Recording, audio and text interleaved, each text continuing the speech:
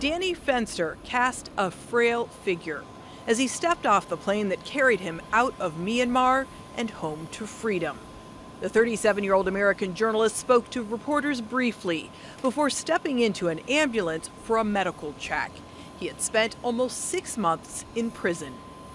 Feeling all right physically. It's just the same privations and things that come with any form of incarceration. You just go a little stir crazy.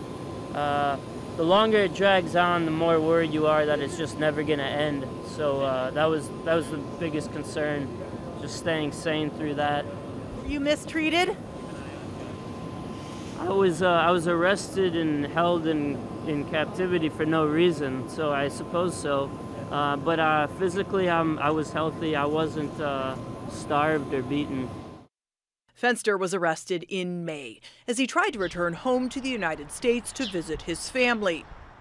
He was the former editor of an independent online magazine in Myanmar.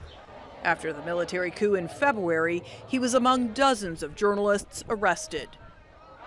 Fenster was facing the prospect of 11 years in prison after a military court sentenced him last week.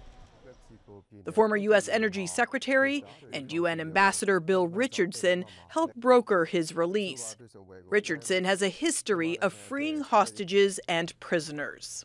I think what made the difference was my efforts to work with the government on Myanmar on humanitarian assistance, on vaccines, and that made the difference.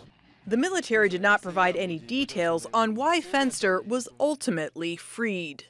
The UN says there are 47 journalists behind bars in Myanmar. 20 of them are facing charges directly tied to their work. Fenster says the focus should remain on their plight, and he'll help fight for their release. Natasha, Ghoneim, Jazeera, Doha.